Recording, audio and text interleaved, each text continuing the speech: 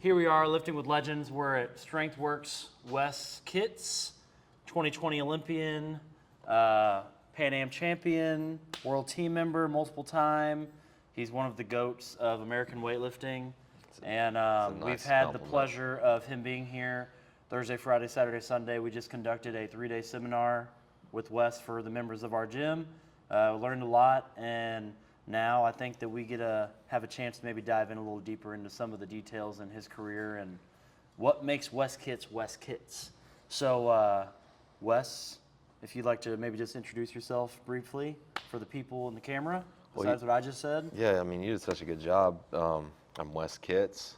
I've been competing for Team USA since about 2016, which was also my the first year I made an American record. So, you know, we're closing in on 10 years of weightlifting, and I think I'm starting to get the hang of it.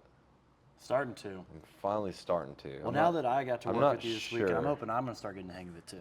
I'm not sure if I'm really there yet, but I feel like I'm getting there. Well, you just competed in Cuba. You did a 177 kilo snatch at 102, which actually tied your PR at 109, which is pretty impressive for an American record. You clean and jerk 211, and then that total was 388 at 102, which was also an American record. And that puts you in pretty good contention for the 2024 Olympic Games in Paris, which I will be going to watch and cheer you on, so I'm pretty excited. And one last thing I want to talk about before we got going is behind us actually is the equipment from the Tokyo Olympic Games, where Wes, right here, competed for Team USA. He placed 8th in the world, correct? Yep. 8th at the Olympics, pretty damn cool, top 10 finish. But this is the chalk stand used at the Olympic Games that he used. And then we have bars and plates and other memorabilia.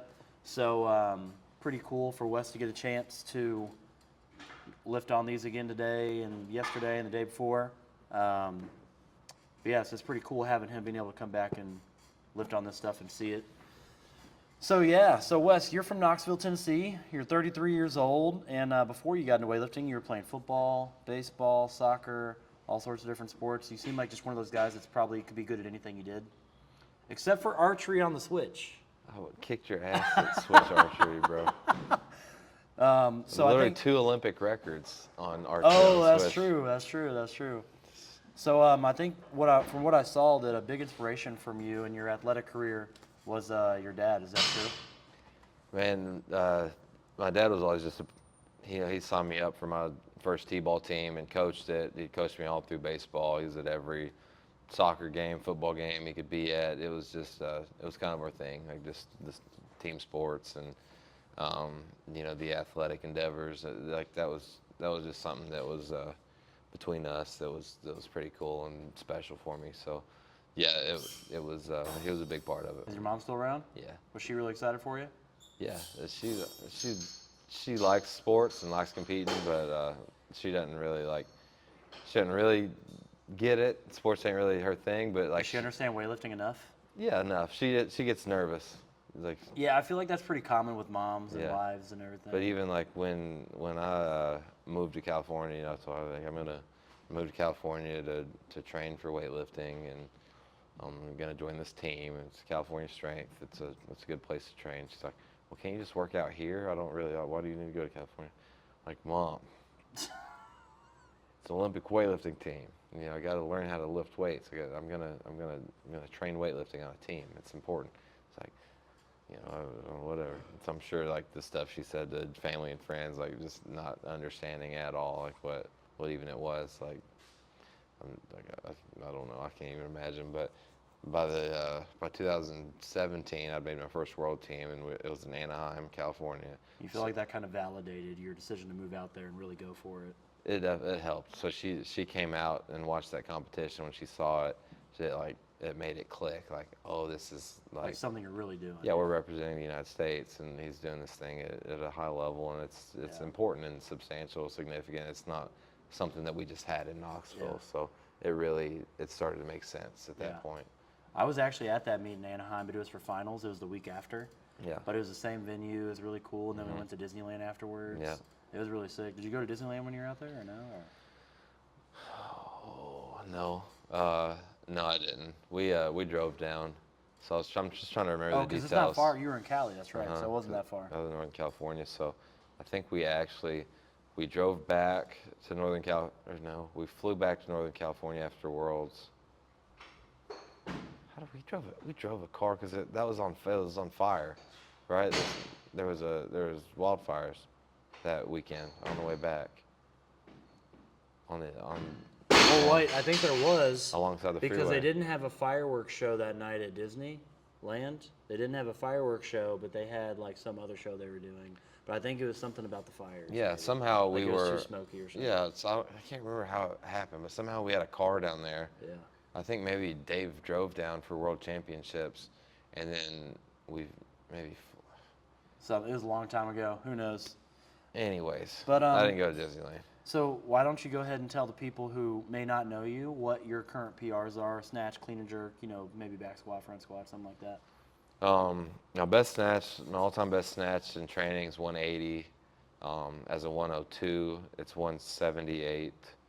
My best competition snatch 77. I've done twice as a 109 and a 102. I think I did 176 as a 105, 75. Okay. I don't know. I've hit a You've lot. been all over the 100s. I've been the 170s. Yeah, I've been all in there. For clean and jerk, my training PR I think is 123 or 122. My competition PR is 123. My competition PR clean is 125. I took in Thailand and missed the jerk. 225. Yeah, there you go. Sorry, 225. Missed the jerk there, but That's a big clean. yeah, we're back up to 500 smackaroonies. yeah, we're back up to 218 in the clean as the 102, 220 in the jerk. Need to smush them together and maybe add 2 kilos to that would be pretty nice. If we could see 400 total in Paris, I mean that's just like a dream. It's a dream, man. And you'll be able to actually ramp up for the Olympics. You won't have to like ramp up and then stop and wonder when it's going to happen and then restart. You'll be able to just like be prepared for it. You have a date in mind already. It should be a better situation than the last time, but you take what you get in sports. Like it's definitely, athletics isn't a priority, and when there's a worldwide pandemic, sometimes things get a little wacky, and you just got to go with the flow. Yeah, for sure. Just control things that you can control. Exactly. Well, you're a guy who I look up to because, of course, when you started, you were already pretty strong because you're just a strong guy. You played sports all throughout high school and college, like college football. Yeah. And you were a running back, correct? Yeah. Yeah. But your first American Open, that was your first national meet, was in D.C. in 2014, right? Mm-hmm. And you got 4th place. Mm-hmm. But then you just kept working your way up. 2015 nationals, senior nationals in Dallas. That was also my first meet. And you got 4th place there. And then the 2015 American Open, you got 1st place. And then from there, you just started cranking it out and getting better and better until you're making international teams left and right. So I think that I really admire that is just like the progression that you made. And, that's something that, I look to. It's like, you see someone work from like the very beginning all the way to where they are. It's like, it shows that it's possible to be done. It's funny. So I really was doing CrossFit when I decided to be a weightlifter. So at that point I started training full time weightlifting. I was still working and stuff, but my training was strictly weightlifting. I signed up for the Muscle Driver Fall Classic. Okay. I think it was Fall Classic. Back when Muscle Driver was a thing, Glenn Pinlay. Yep, so that was going to be the meet I qualified for the American Open. I signed up for another meet in between that meet just in case it didn't work out. So beyond that, I've got the East Tennessee State University. I can't remember what their meet in the fall is called. Stonehenge Barbell Open or something like that. Anyway, so I go to the Muscle Driver meet. I think I make have a 4 for 6 day. Was that your first meet ever? Second meet ever. Second meet ever. Yeah. So I'd done a meet while I was still playing football. Well, I wasn't playing football anymore, but I was still training for football. I was trying to make a little NFL run or whatever. But so there's these strong guys at this CrossFit gym. It's the one that I'm actually in now. Then they had a little weightlifting team, and I sort of got some exposure there. So anyways, they were doing this competition, and I knew how to clean, and I would try to snatch and jerk. So anyways, we sign up for this meet. I don't even have a full snatch yet. So we spend 2 weeks leading into this meet learning how to do a snatch to a full depth squat. So, I just do that meet on a whim just to hang out with everybody. What'd you hit? You remember your first meet? I don't remember what I hit. I know that I was wearing a cutoff t-shirt. You could definitely see my nipples. I was wearing some short shorts, had some soccer shorts on. Sausage nipples. And some, they're very regular nipples. Pepperoni. Now they've got hair on them, but Yeah. when I was a younger man, they just a little less chest hair. Some higher socks.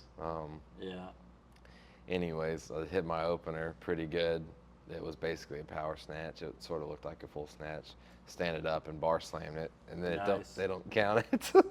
Oh shit! Because you bar slammed it. Yeah. No, that was your first one. Yeah, first competition forever. snatch. Oh, Stand up, shit. bar slam it, no lift. That's actually hilarious. So we go up 5 kilos, take the second attempt that was planned, made it. 5 kilos, take the third attempt that was planned, made it.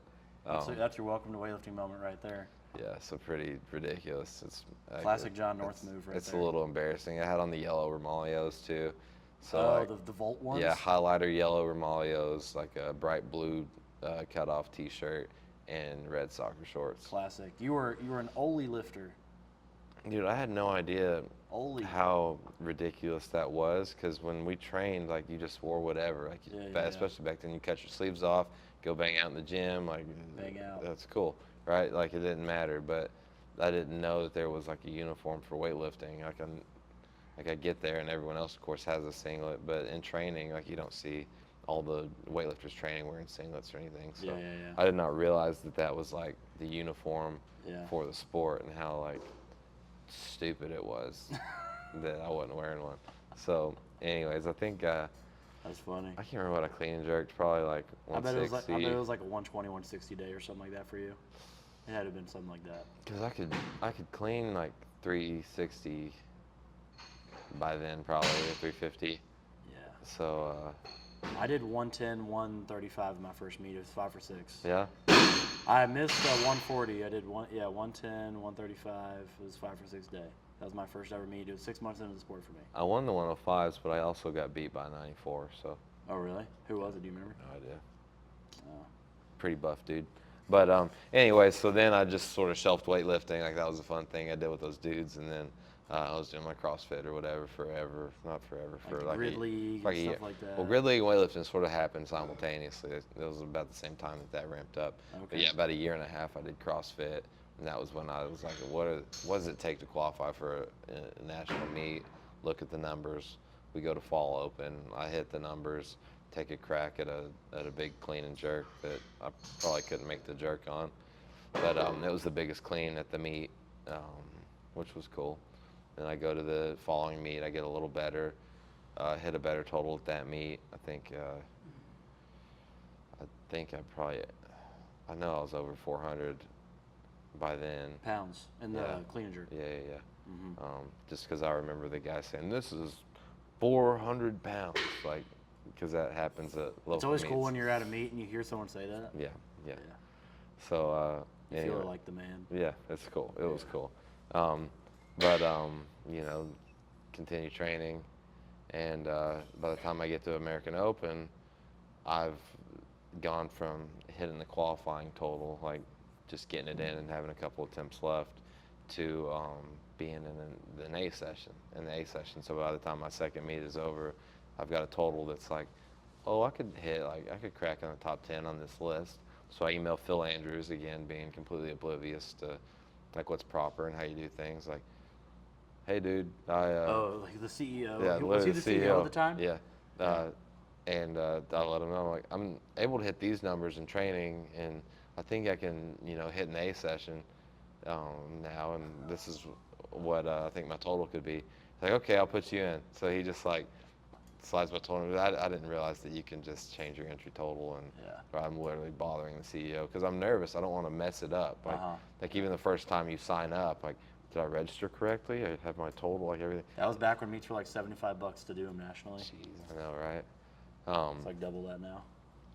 So anyways, Phil sticks me in the A session, and then I get there, and I'd gotten even better. and this is 3 months, but I went from, just because I started to focus on weightlifting, this is like fully focused all my training, just get better at weightlifting. I added like 20 or more kilos to my total, and it's just like, that's the shift. If you're not a weightlifter and you're watching this, like, that's what kind of gains you can make when you take the focus off of being a general athlete to being like a snatcher and a clean and jerker. You do two things, you start to get better at them. So yeah, that was my first taste of national competition, and it was weird to me because I had this thing in my head, like I built it up so much as this big awesome thing. I'm going to nationals. I remember going to like sponsor booths, like, man, I'm lifting on Sunday in the A session. Like, I'm so like proud of this. Trying to make friends with all the peeps and maybe get I some was plugs. an idiot. Like, you don't really know what you're doing until you look back on it, realize how stupid you are. But anyways, I finished the competition, and I placed 4th, which is great, especially for a first national meet. Yeah. But as you know, when you finish a competition, if you're not going to get a medal, it's just over. Yeah. All you did was work out in a different room than you normally do. Then you grab your shit and you leave. And you're done. And then you go post on Instagram. I guess I probably had an Instagram then, but I wasn't a poster. Yeah. Like, nobody cared. That's what most people do. Yeah, nobody was Then watching. they write the monologue of like, oh, Yeah. here's why This is why I missed this lift. Yeah. Yeah. Oh, started my period. So I realized how unfulfilling the sport is if you're not, at least getting something, at least getting a little piece of, Well, it's always more fun getting something from a meet than not getting something. Well, it just ends. It's like nothing happened. Nobody, like, you barely even make your friends. This is funny though. I was actually back there, and Donovan Ford is telling me about stretchy thumb tape. The beast. He trained at the OTC at the time, but yeah, he was like, dude, you got to try this average bro's thumb tape. It's stretchy. It's like steroids for your thumb. Oh, like, shit. That's awesome. So he gives me some. I don't know who this dude is. He's just this giant buff guy. Dude, he's giant too. He's tall as fuck. This big old buff dude that we're in the session with, and like, I don't know, he's like a big deal or nothing. I'm just hanging out. Like, again, completely oblivious, floating through life, learning things as I go, which is probably still how I do things, which Still kind of cool. you could improve. Yeah.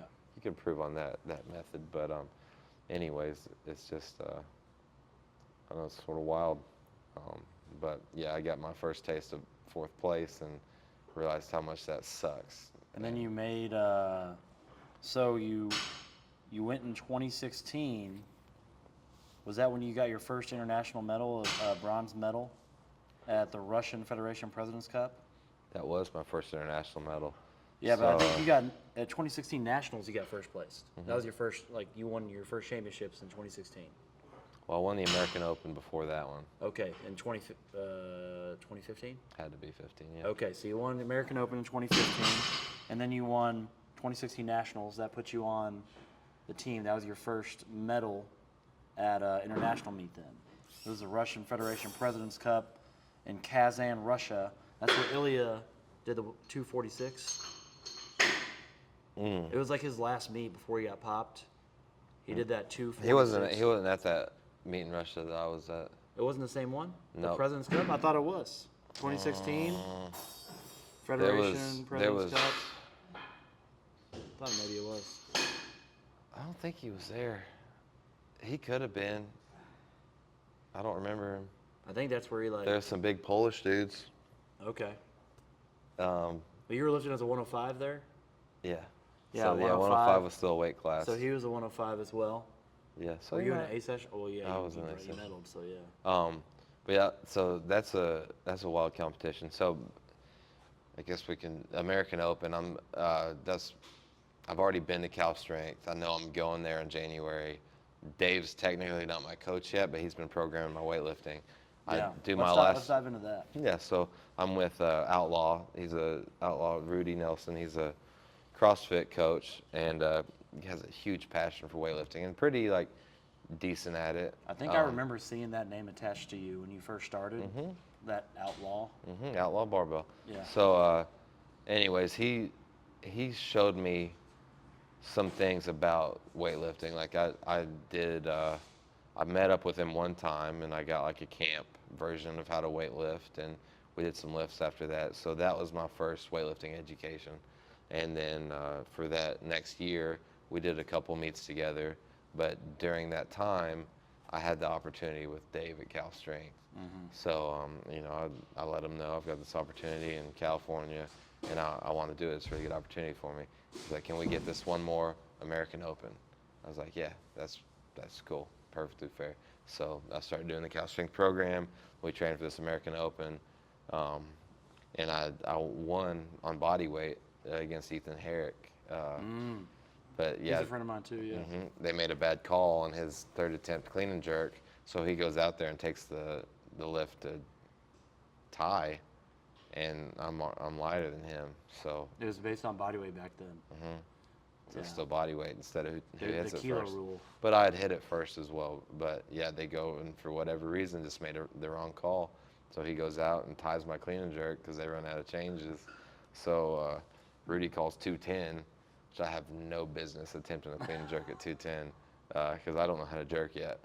No idea how to jerk.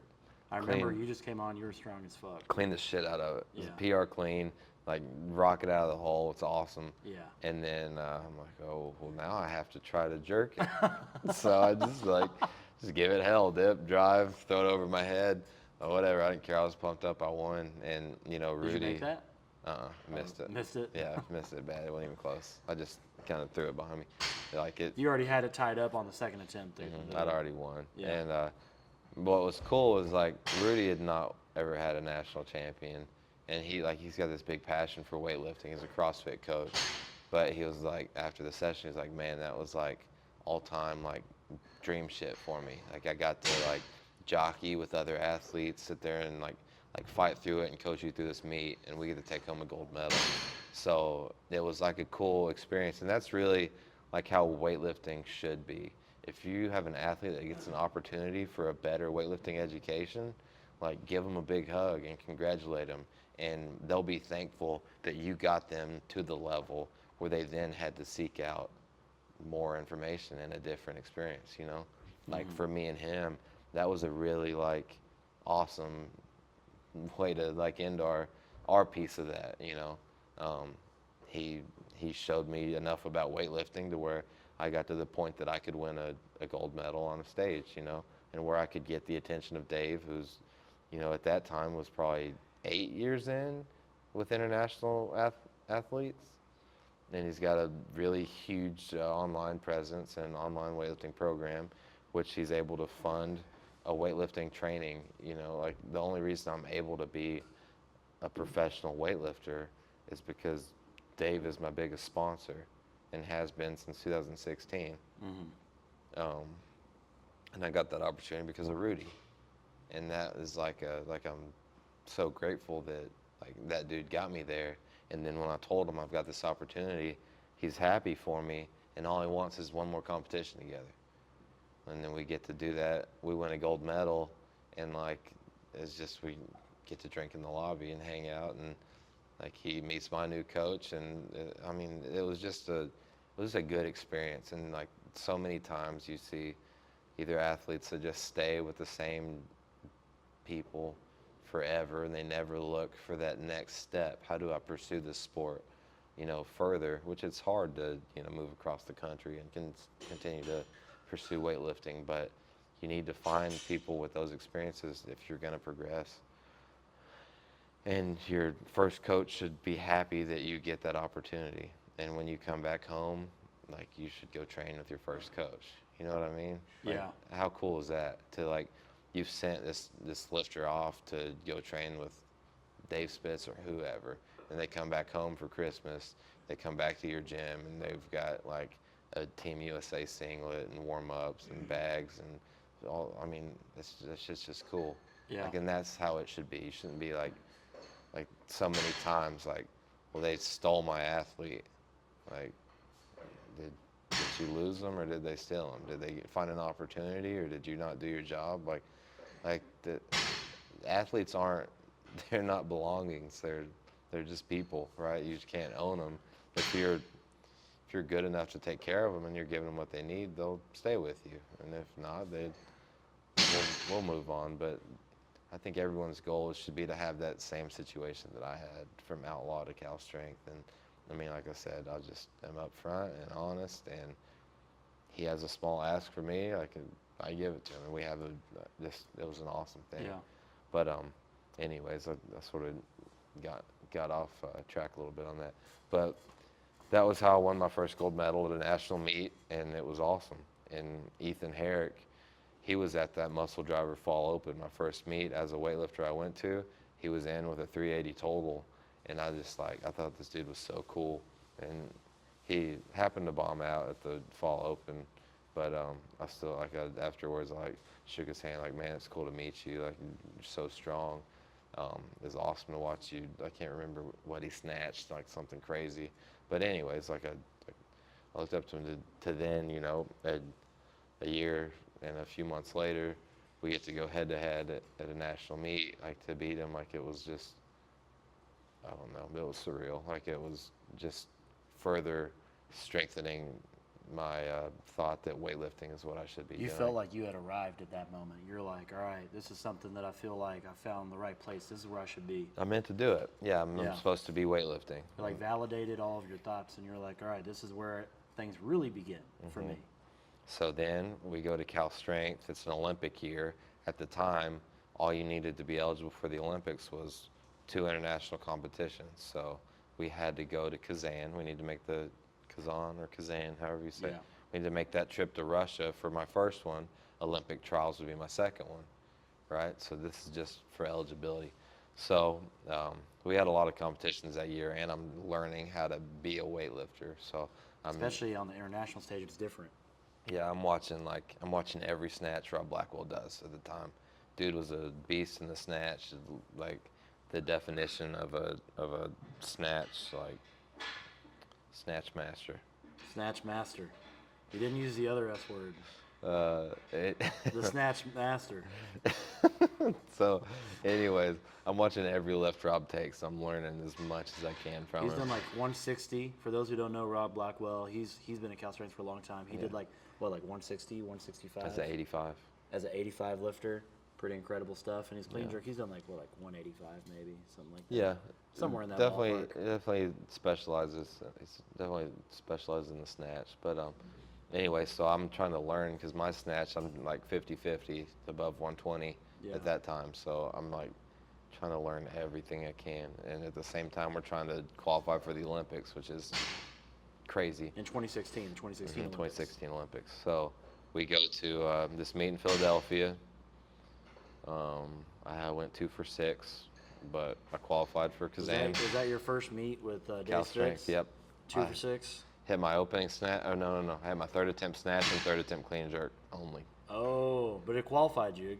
What was that total that you needed? Do you remember? It was like 350 or something? No idea. I think that they ended up making that meet not a qualifier for the Russian team. Oh, and they had just picked some people to go. I don't know what happened, but we were supposed to go to that meet to qualify. We found out at that meet we don't need the meet anymore. We still lifted the meet. Okay. I'll lift like an asshole. So meet in Philadelphia, have the worst meet of my life. Wish I'd had 4 meets at that time, so. Not saying much then. No. But Dave yells at me. I get in trouble. Really? Yells at you? Yeah, of course. It's terrible behavior. Behavior of missing lifts? Yeah, missing lifts. And what did he say to you? The part I remember getting in trouble for was I was being like a little bitch during my clean and jerks and telling my legs just feel weak. Like, your legs are fucking fine. You know, I feel like in weightlifting, there's not, like in football, like the background that we come from, like coaches like really get on your ass. Yeah. Like they start yelling at you to get what they want if you're not moving fast enough or if you're not in the right position on the field, like whatever. I feel like in weightlifting, like that's not really a thing. It is at Cal Strength. Yeah, so it's interesting that you say that because like my coaches never like yelled at me or like I don't really ever see coaches yell at lifters. It's like a thing, but I feel like Trevor Kim, my friend, he's like we should bring that back into weightlifting. Yeah. Where like people like need to get on sometimes. I mean, it works, right? Like if you make a mistake and you get reprimanded, even if it's verbally, like you want to correct the behavior, especially like I was being a bitch. I was just whining about not being weak. Like, what are you talking about? It's like, it's weightlifting. It's numbers I've done before. Like, you're not magically weak one day and strong another day. It's just feeling pressure of a competition, and I was inexperienced. So anyways, get it together, make a third attempt, get more of an ass chewing after that, after the competition. Not acceptable. 2 for 6 competitions. It's just not. And Dave made sure I knew that. You know, it's our first meet together, and I'm representing him in Cal Strength, and I'm lifting poorly. You know, just not acceptable. Which is fine. I wanted that. Like, I wanted to be treated like an athlete and like I was better than 2 for 6. So it's like, I don't know. That was exactly what I needed. This is the right. You haven't place gone for me. 2 for 6 since then?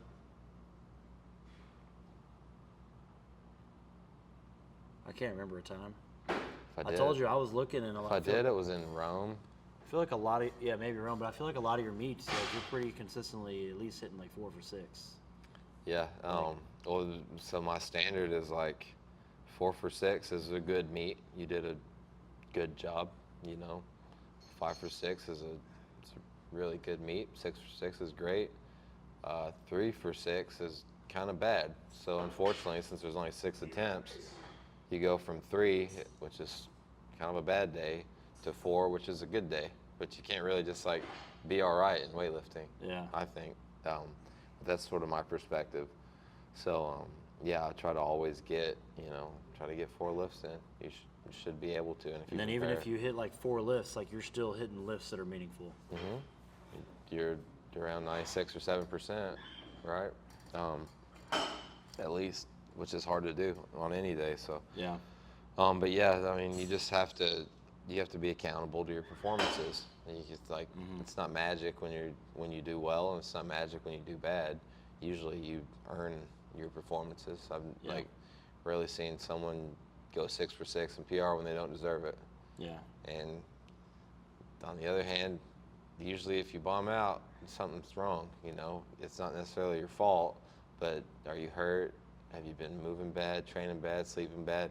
Something is going on in your life that has to change. You know, again, injuries aren't your fault, overuse, you know, whatever. But can you adjust your program and fix these injuries? Can you see your therapist? Can you sleep more? Can you, whatever it is? Can you train differently? Can you do less volume and then you don't get the overuse injury? Or can you move technically better? So like, you know, no matter what, if you're not making any lifts, you gotta change something. You gotta look and like, you know, there's not an excuse that makes it okay to, you get 2 or 3 meets a year where you're in shape. Like, be in such good shape that you don't fail. Right? Yeah, I think that's actually something that I thought of. There was this woman, she said that in the video, it was basically like she was trying out for this elite volleyball team, and the day came where they put the list up, and it said like who was on the elite team and who was on like the B team or whatever. Right. She said that she made the B team on the list, and she went and she was sitting in the car with her dad, and she was like crying and shit, and her dad said, you know, it's okay, but next time you just have to be so damn good that they'd be stupid not to put you on that team. So she said that her message was that she took that through her whole life. It's like, you just have to be like so good and so prepared that, you know, even on your bad day, you're still having a really good day. Be undeniable. Exactly, be undeniable. So I think that like that's something that I took from that video is like, I just have to be so good that even on a bad day for me, I'm still having like a good day compared to like where I've been in the past. You know what I mean? Like, we trained together and I snatched 147 and then I missed 152 a few times. Like, in my mind, that was like I was disappointed that I had the opportunity for an all-time PR and I didn't execute well enough to hit it. Yeah. But then I thought to myself, you know, even on a day where I feel like I didn't have like a great day hitting that, like that 147 was still a good day. Yeah. Like, technically.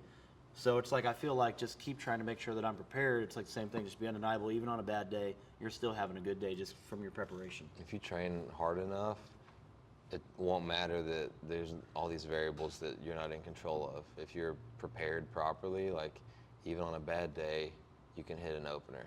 And in a Cal Strength program, we hit the opener over over and over and over again in our realization cycle.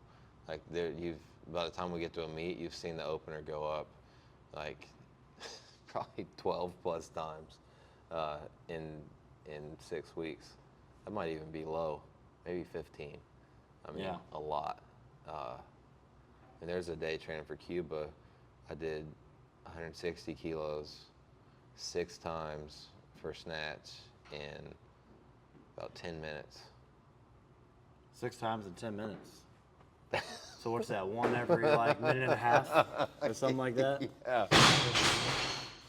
Yeah, so that intrigues me because that's like slightly different than my training sometimes. It's like, I feel like sometimes in my training I have to kind of, to hit those numbers as frequently as I feel like sometimes I need. I feel like I kind of got to go off program just a little bit.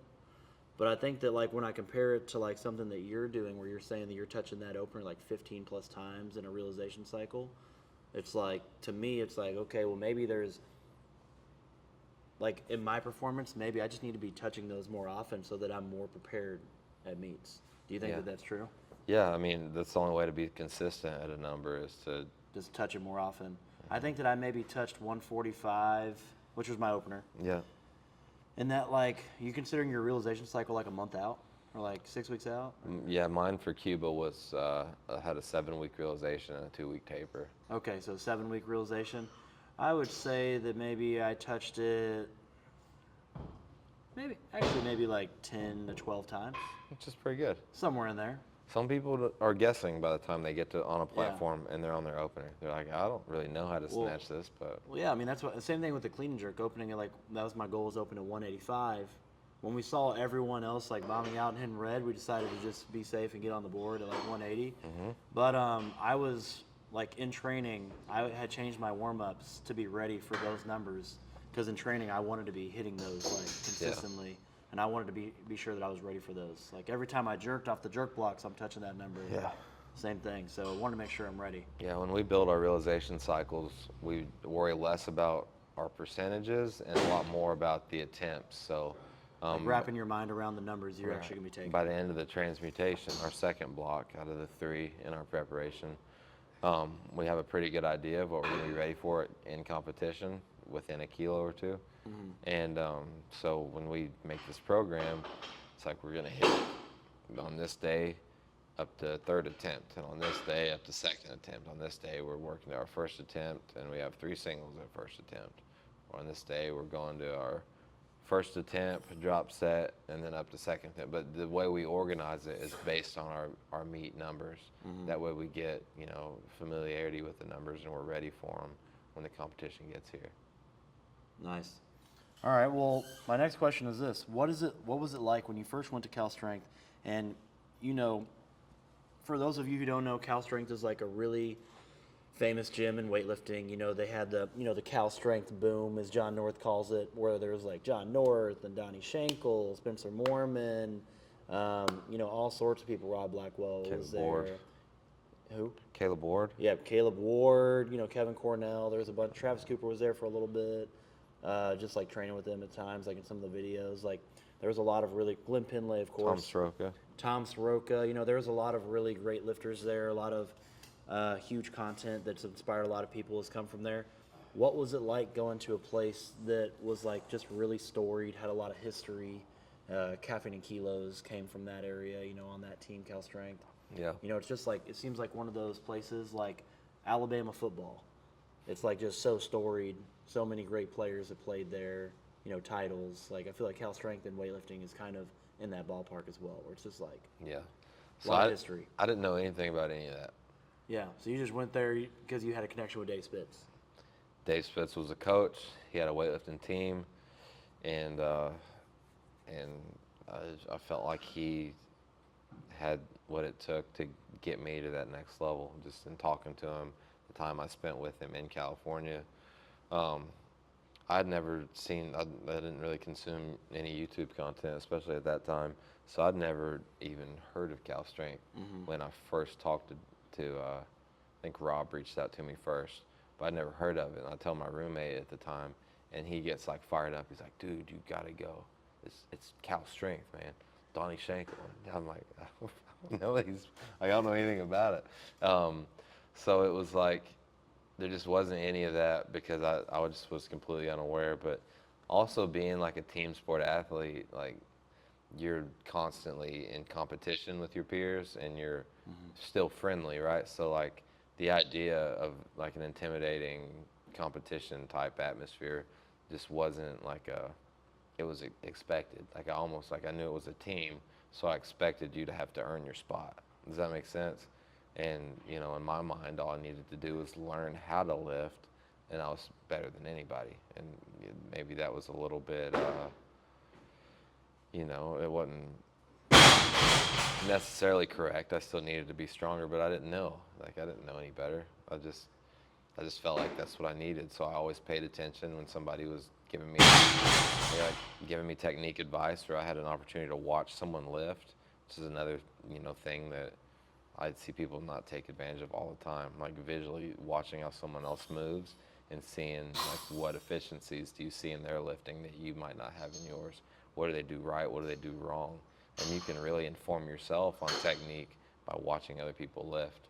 But anyways, it just was an opportunity to me. It wasn't like a scary thing. It was just a chance to learn and be great. Yeah, but you ultimately went there because you thought that was the place. Dave was a guy who could take you to where you wanted to be. Yeah. Which I think is good. You want to go to someone who you think can help you, you know, get what you need out of weightlifting. What do you think that, you know, I know that you were talking about Dave getting on you and being a part of that competitive atmosphere and earning your spot. But what are some things that you think that took you from where you were like a raw, strong lifter to, you know, seasoned veteran, Olympian? You know, like what were some of the things you attribute that to that you were like, you know, these things helped me really get to where I'm at now? Really, it's Dave. I didn't know how to be professional or how to be a weightlifter at all. You know, Dave and the guys down there that had been doing it for years, you know, even like when I got to Cal Strength, Rob had been weightlifting 8 years. You know, no matter what level you make it to, if you spend 8 years in the sport, you know a thing or two, right? Dave had been coaching and been around weightlifting for, 10, 12 years maybe by then? A long time. So they have so much experience and so much knowledge that I was like in a position to actually learn it and receive it. You know, I was in a place where I could be informed on all these things and all these behaviors. And, you know, we learned a lot together along the way, but Dave would kind of learn it first, right? He's the coach, he's in the position, and then he imparts the information on me. So like, you know, even though Dave had never really coached internationally yet at that time, I think Glenn handled Donnie and them. Dave was around it, right? So he had perspective and awareness, and he sort of knew some things about what it took. But I was his first athlete that he's like really Hands-on with at that level. Yeah. So And that was my impression first, is I didn't know that he had international experience before you or not, you know, because I thought that Glenn, according to the videos from what I watched, I thought that Glenn was the one who handled most of that. Yeah. And he was more on the sports performance side, you know, running the gym, operations. Exactly. But, you know, he handled you. He's more so smart, hands-on. dude. He's so smart. And so like again, they already know a lot of the weightlifting stuff, like the easy things that like span across all competition. Yeah. But you know, Dave sees me being too tense too early before a competition. He's like, hey, you got to learn to bring it down. You need to relax all the way through weigh-ins. You get that food in while you're calm. You don't need to take 4 shits before, you know, you start warming up. Like, you're just nervous. Yeah. Like, That's happened to me so many times. you and now I don't. Like, that's gone. I don't like it was literally like living in the bathroom before a competition. Dude, especially if you have to like rehydrate. Like I couldn't eat. But now I just sit down and like I get stressed out and I feel tense, but I just bring myself back down. If I get up, bring it down. Eat my food. I have to eat this food to lift good. So I'm eating this food. I'm drinking this water, drinking my salts, eating this food, get it down, because this is part of the sport. We're already competing in weightlifting as soon as weigh-ins are done. Before weigh-ins start, That whole day we're competing in weightlifting. I'm relaxing, I'm resting, I'm in my bed, I'm trying to save up as much energy, I'm trying to be as relaxed as I can. We've already started competing. The day before that, we're trying to lose weight the best way possible. We need as much nutrients in our body as we can have, but we need to feel as good as we can after we weigh in. When does the competition start? 6 months out, when you start your volume cycle. Yeah. We're already competing. But anyways, I learned how to do that by being around those guys at Cal Strength and being around Dave. When I make a mistake, if Dave didn't know it already, he figured it out and he saw it and he told me and he taught me. And I get a lot of compliments on my professionalism now. That's one thing that I guess somehow stands out to people. We don't have issues, right? I don't have a make weight issue. I don't miss a lot of lifts on the platform.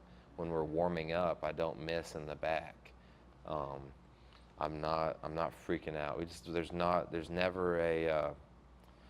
just never have like issues. Everything is just like smooth. We're just always I might forget some knee sleeves sometime, but that's it. We're smooth. If you really need to send it without it, I'm sure you could. Oh, I forgot my knee sleeves in the Olympics. No, it wasn't. Forgot my weightlifting shoes back home. It was World Championships. Where were we? Bogota. Colombia. Forget my knee sleeves. I'm eating my food. I'm about to start getting my stuff on. I look through my bag of shit. I'm like, Dave, I don't have my knee sleeves. Dave's like, give me a room key. Takes my room key, goes. He's getting it. Runs all the way to the room, runs all the way back, got my knee sleeves. We high five. He knows that I'm stressed out. He's not gonna make it worse, right? There's no sense in that moment.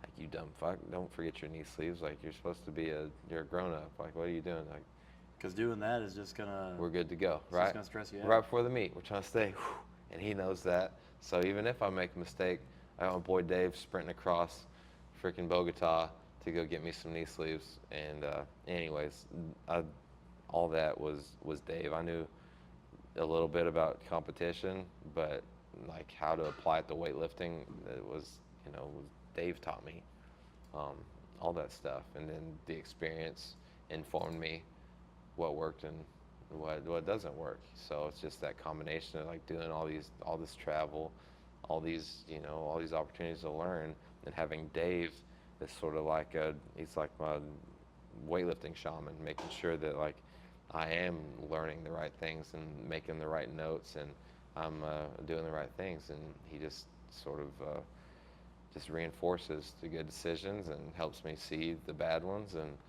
we just, together, like over the course of all these years, like just learned it. It just took time. Do you have any funny Dave Spitz or Cal Strength stories? Share with people any funny stories? Yeah. Got a few. I think the people like funny stories. Yeah, I know, but I have to make sure it's one that you can share. Yeah, we have a good time.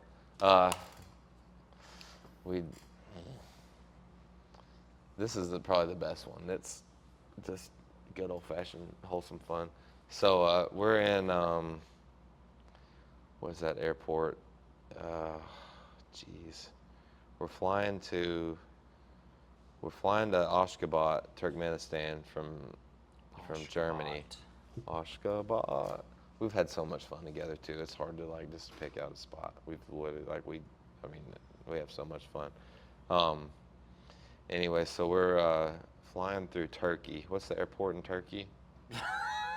Why would I know? I have no idea. It's this massive airport. You asked me like I would know. I know. The airport in Turkey is. I'm an idiot. Anyways, we're going through this giant airport, and we need to get through security so we can move our bags over so we can get on this next flight to Turkmenistan, right? We know this. We were told this. This has to happen, okay? So we get off our flight. We go to the security out of the airport. We wait in this big line.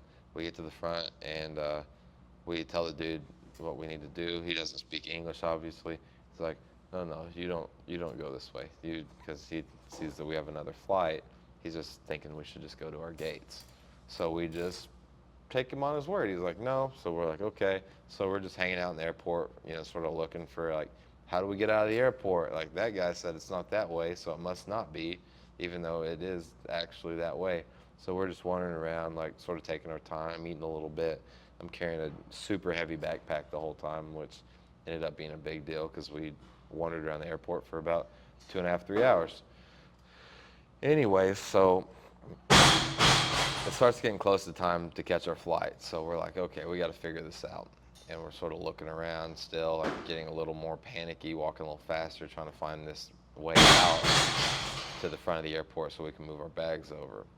So anyways, we realized this dude that told us that we don't go this way was wrong and we need to go that way, right? So we get in this line, right? You're getting out, you're from another country, you're going into another country. So there's security, right? You have to get, what is it called, onboarding? You have to go through customs. Customs, yes. So we're waiting in this line. Customs. Anyways, we wait in a really long line. We get back to the front. It's like, no, you go this way, thinking we need to go to our gate.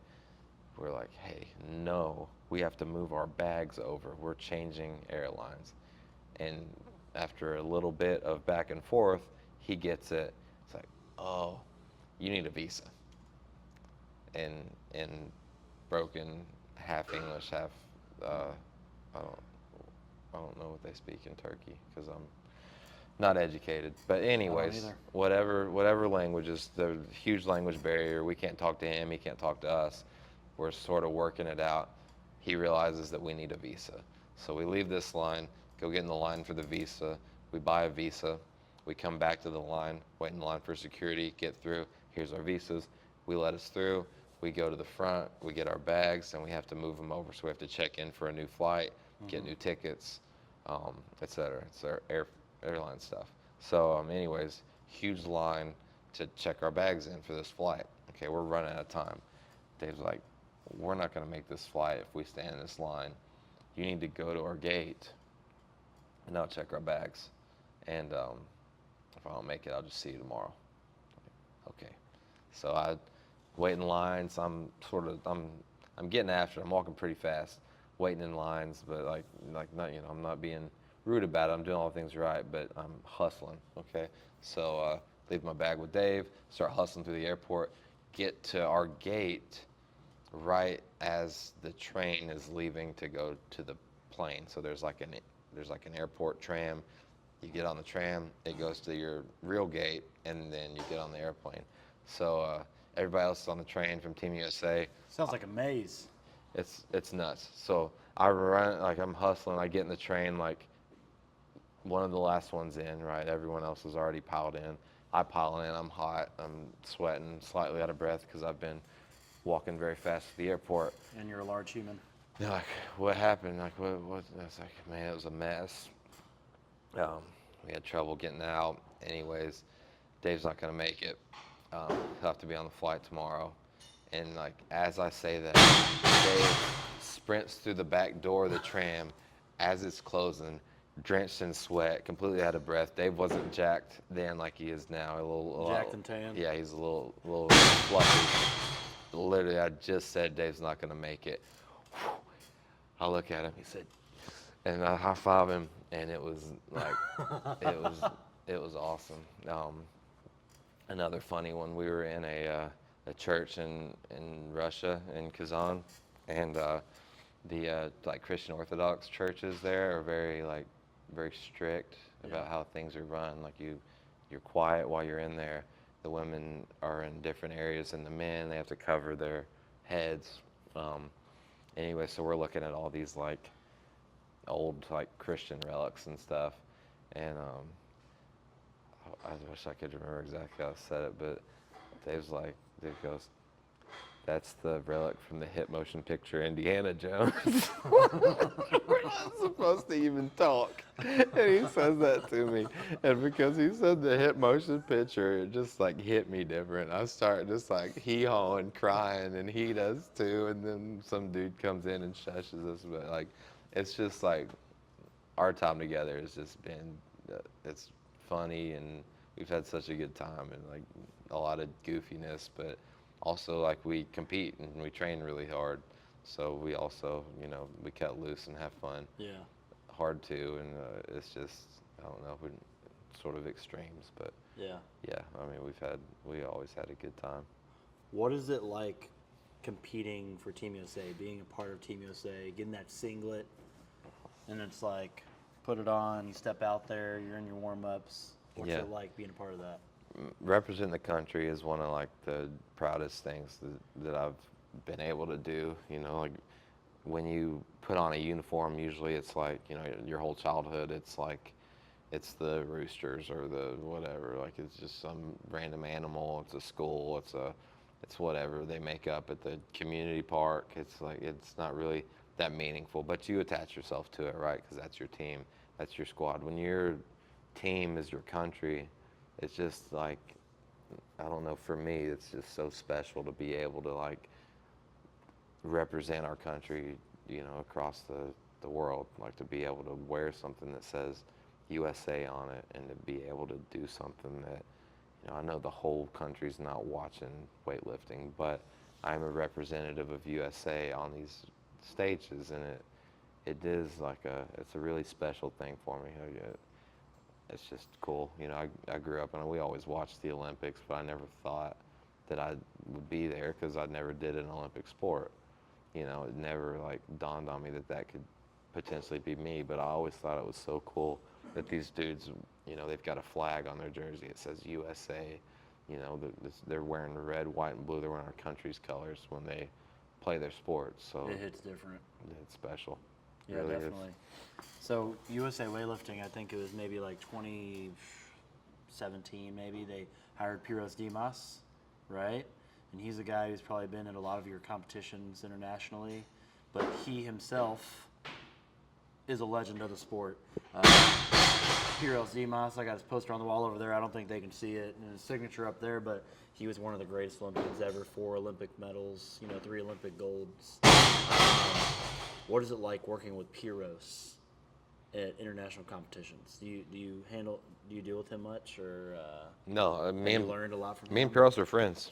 Like Dave's my coach, and USA Weightlifting hires these people to be the team coaches, and they do contribute, right? But they're sort of like they assist. You know what I mean? Yeah. So it's not necessarily they don't feel like a coach in that way. Pyrros has like when we're at camps, he might show me some things. He helped me with my jerk when I did the Rogue camp a long time ago, the camp where I snatched 180. There was 215. Yeah, there's some tips there. The reason I push pressed 180 earlier that day was Pyrros had given me some like tips that really translated well into the push press, helped me out a lot. Yeah, I mean, me and Pyrros are buddies, and he cuts up when when maybe it's like not appropriate, sort of like me and Dave like to do, like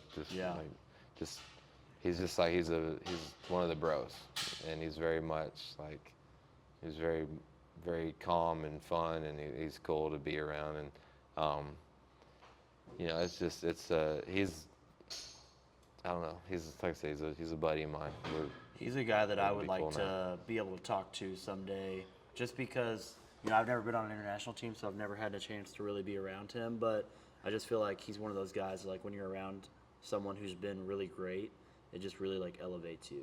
And there's a lot to learn from people like that, which is one of the reasons why I wanted to have you come here, because I just feel like, there's so much to learn from people who, are great at what they do. Yeah. There's always like little lessons you can learn from people.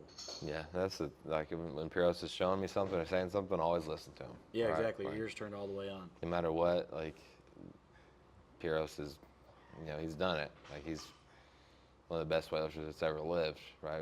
That kind of resume, you don't see that on many Olympians. And period. his network is huge. Never mind Olympic weightlifting, but one thing about Pyrros where he's like really valuable is when he's talking to IWF board members Yeah, it's or just his other network. coaches.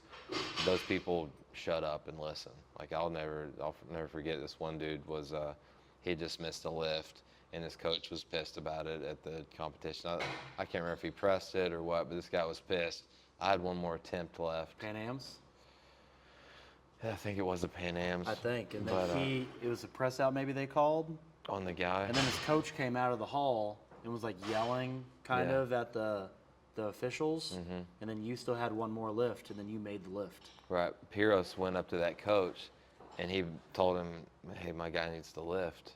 And that guy immediately chilled out, cooled it, let me do my lift, and then he went back out and continued his stuff afterwards. But because we had Pyrros, he was able, hey, Handle that. we need to go. So that got chilled. And that was a great moment too, because I think you won that meet. Yeah, I I can't think remember. that was a gold medal lift. I think, God, I want to say it was like I remember a little yellow plate on the end of it. It was either maybe like 223 or. yeah, I can't remember if I won. If it was my 223, I'd clinched the meet already, and I had one more. Yeah.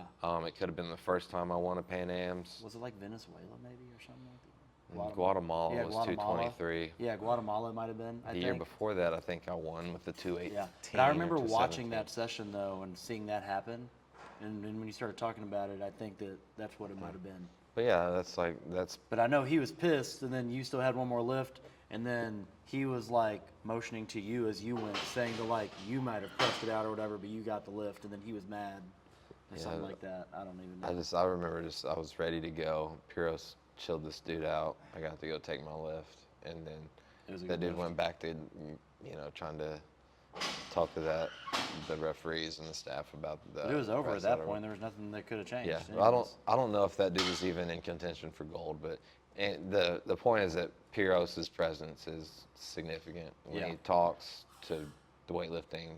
Yeah, it was a people- great hire when they brought him on. That was People really listen. Cool. So yeah, Pyrrhos is definitely he's an awesome dude. He's a good buddy. He's funny. He's fun. He's just he's definitely nice to have around. He's a good dude. Now I kind of want to dive into, obviously, something that was really cool. You have it tattooed on your arm. We're sitting right next to it. The Olympic team. You know, you had the honor of going to the Olympics in Tokyo, which was probably, I would say, one of the weirdest, most controversial Olympics of all time. You know, some people speculated if it would even happen. There's never been one delayed. Yeah, exactly. That's It's crazy. the only one ever been delayed. I told myself at first, I was like, there's no way they delay it because it's just never happened. But then they did. And then they had all these like precautions and all this stuff happening. Like I had other friends who went, like Sarah and Kate and my friend Ronnie, who is a 100-meter sprinter. And just talking to them about their experience, it was just like kind of crazy how it all went down. So, but my first question was, what was it like to be an Olympian? Obviously it was cool, but you know, you make the Olympic team and then, you know, you're there. It's like, what was that like? Tell me about that. Man, Hard to put into words probably. Yeah, it's the hardest thing I've ever done. Just doing it, like seeing it through. It's scary. Like you get, it takes 4 years to get to one, right? It only happen every 4 years. At my age, I was going to compete. Originally, it was going to be, right after my 30th birthday. That's older for an athlete in the Olympics. There's not, a ton of 30-year-olds in the Olympic Games. Maybe in period. archery. Maybe in archery, not in the physical sports, but I am, pretty crafty with a bow. As far as I'm concerned, this is likely my only opportunity to put my work into a performance. At the Olympics. 4 years of work into six lifts, 6 minutes for 4 years, and that's what you It's a have. lot to wrap your mind around. A lot of people understand how you can turn 3 or 4 or even 6 months into 6 minutes or 6 lifts, but imagine stringing that out for 4 years into 6 lifts. And sure, there's not any single performance that can define you as an athlete, even the Olympics, but it doesn't change the fact that you want to show everybody your best shit on this stage. Unfortunately for me, I was dealing with a lot of stuff with my knees. I had a ton of tendonitis built up just from, honestly, the extension of the training period. You didn't get any downtime. it just made it was just too much. It ended up being too much. So my knees were not where they needed to be, and I was not squatting like anywhere near the numbers that we needed to do to prepare for that meet. I was able to front squat heavy like once a week, and then I needed that to be at the end of the week, so I had some days to recover so we could then snatch and clean and jerk again. If I did a heavy clean, that put me out for a couple days from heavy lifting. With the tendonitis just would kind of stack up to a point where my movement would suffer, and then we'd have to sort of wait until it was down enough. So I was not able in training to hit all-time best numbers, or even make I don't think I made a 220 leading into that competition in training, which was was hard for me because I had made 220 in multiple competitions, especially the clean leading up to that, and now my biggest competition of my whole life, and maybe my only opportunity to be an Olympian, I'm not going to be able to do my big clean and jerk. Yeah. Which sucked. Like I had to accept that in a way ahead of time. You can get lucky at a competition, but that's not how you compete. You don't compete to get lucky. You compete prepared, and then you get what you earn, right? So, I'd start like, okay, how can I get this snatch? I don't have the 109 American record yet. I need to make sure this snatch goes at least. So I'm sort of like, I'm kind of picking my performance a little bit. Like I know I can't do the work I need to get the clean and jerk. What can I do to make this snatch? And regardless, I'm pushing as hard as I can to try to get the biggest total possible. But you as an athlete, especially as a weightlifter, that what numbers in training, how they correlate to numbers on the platform. I know if I'm not making 220 in training, like how are we going to see it at the Olympics? We put it on the bar for my third attempt, but I think I clarked it. You did 213, right? Yeah, I think I pressed my opener, made it on my second, and I said, let's go 220, because I wanted to make 220 at the Olympics. It's just, yeah. And even if I did, it wouldn't have moved me up a single spot. But 220. Just to say 220 at the Olympics. It means something to me. Like that's it's a big lift, especially in the United States, and it's substantial, and it was important to me, and I got to try it. It wasn't there because I didn't do the work necessary to get it because I wasn't able to, which sucked. But the upside is that I got to do an American record snatch. 177. Which locked in all the American records in the 109 kilo weight class for me. That was a great snatch. And to do that at the Olympics, it's always a lot of people, I feel like when they go into meets, not even just the Olympics, but any meet, you're always like nervous. You're like, okay, what if I miss my opener, or what if it goes great? But I feel like one of the best ways to have a good meet going into clean and jerks is to have a great snatch day. And to hit that 177, even though you were going through all that stuff with your knees, it's probably a good feeling, like a sigh of relief. You go into the back, you're like, all right, had a nice snatch session. Now you have some momentum going into the clean and jerk, and you can maybe have a little bit more fun now. Yeah. After you hit like a nice snatch, you're like, all right, I'm not gonna have a terrible day. I'm not gonna bomb out.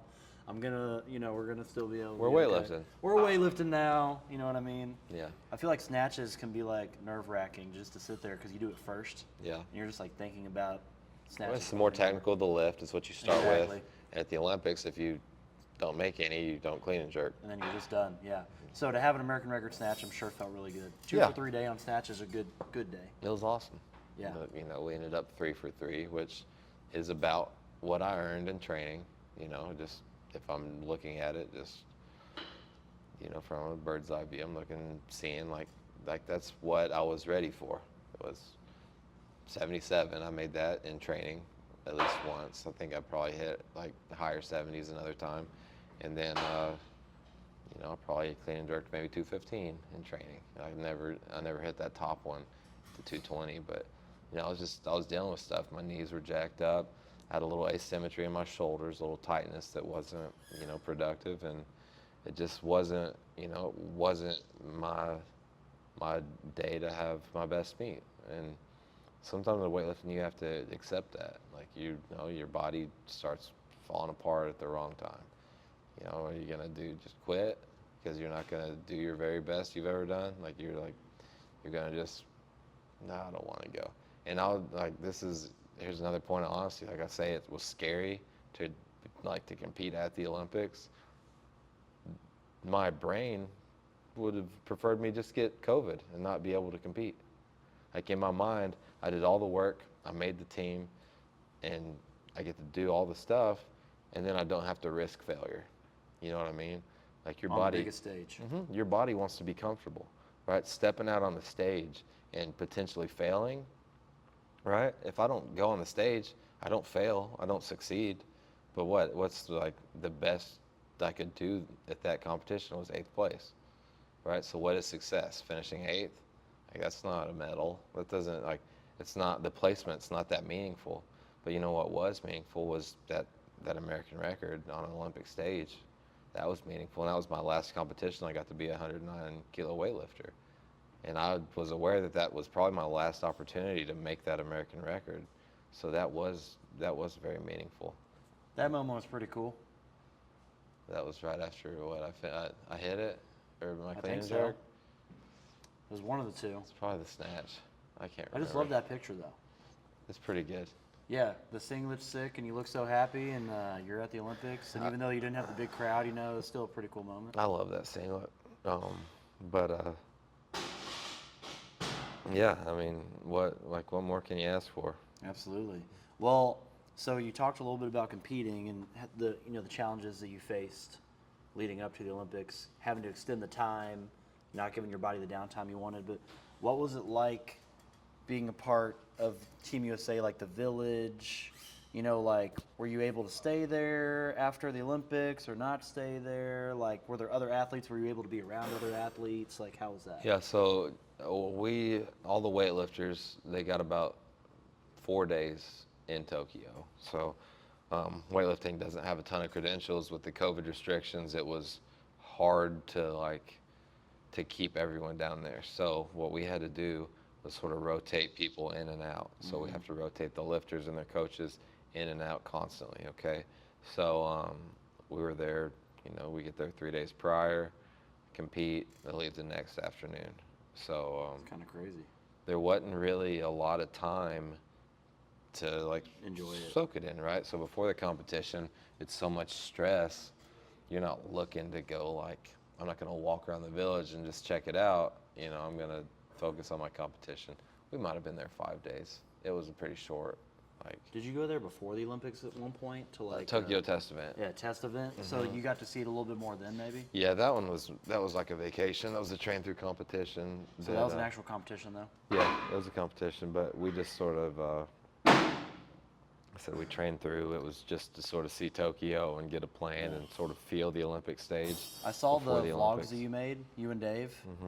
Went to go see some cool restaurants, and you were walking around. Tokyo's amazing, dude. And, There's so much food. I want to go there myself. I plan on going there 2025 in the springtime after I go to Paris for the Olympics to watch. But yeah, watching your vlog, you just look around, and you're just like, man, it looks so cool to just go there and experience that. And I wish that you would have had more time after the Olympics to be able to experience that. My plan was to stay down there with my wife for a month after the Olympics. That would have been sick. Yeah, so I was gonna do the village a little bit, but just go see Tokyo. Really. Was she able to go at all? No? They had to stay in Hawaii where the training camp was. Oh, okay. I mean, Hawaii is not terrible, but I'm sure you wish that she would have been in Tokyo. No, they had a great time in Hawaii. In Hawaii, it was a good situation, but in order to get acclimated to the time in Tokyo, we were staying up and training super late. So the first day in Tokyo, I'm getting off of I'm getting to my heaviest front squat, a 250 or 255 at 10:30 at night. Which is probably weird.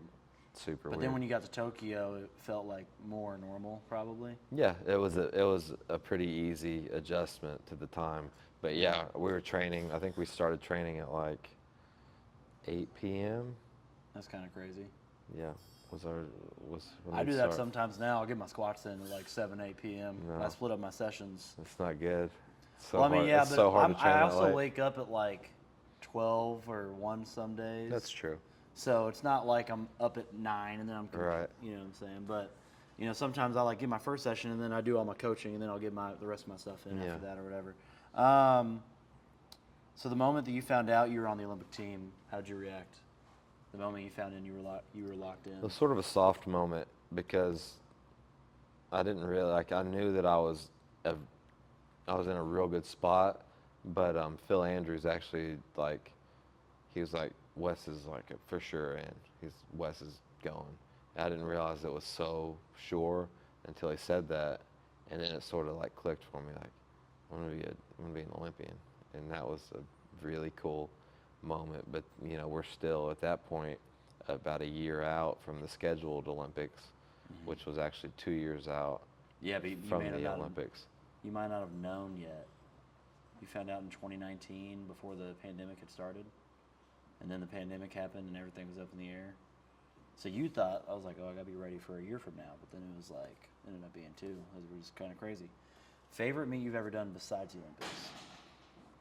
The Pan Am Games, I went 1 for 3 in the Snatch. I only hit my opener at 70, and it was supposed to be a train-through meet, and we were just gonna see if we could win with like reasonable numbers, and I think like we were gonna try to snatch like middle 70s, and then just do a moderate clean and jerk and whatever.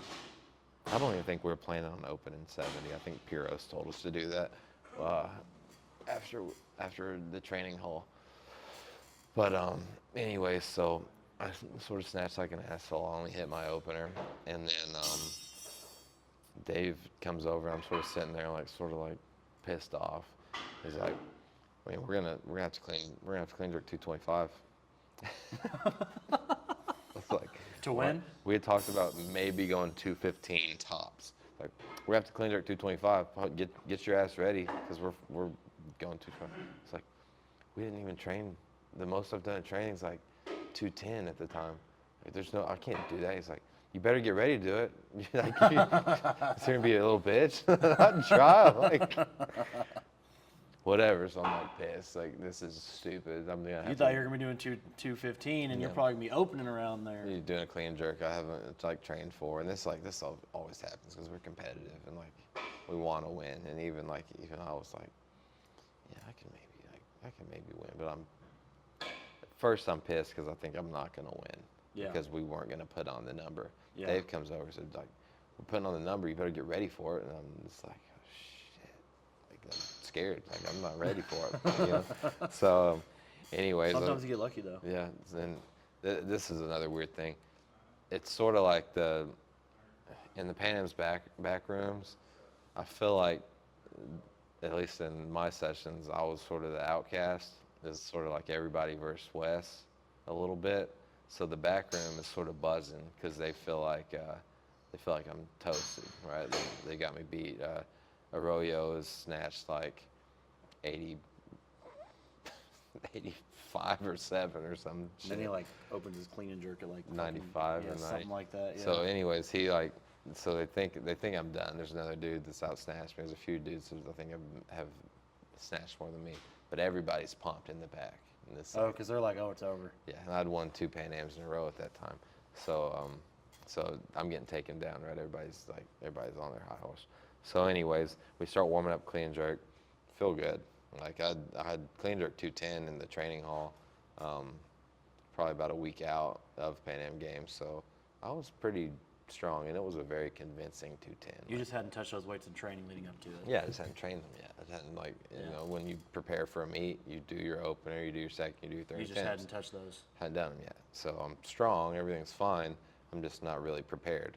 So anyways, we're doing our warm ups. I'm lifting good, just like I did in training, you know, and we're closing in on these bigger clean jerks. I have to hit, you know, 200 at least in the back room, maybe 203 because I'm opening at 210, right?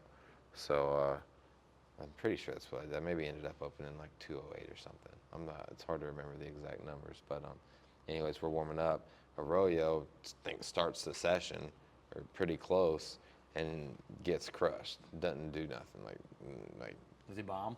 I don't think he bombs, but I think he hits only one, and he hits it on like a second or third to save his competition. Yeah. So now his total is 380 something, which is beatable for me. He's in the 380s, right? And I can hit in 380s like pretty easily at that time. So he's within reach.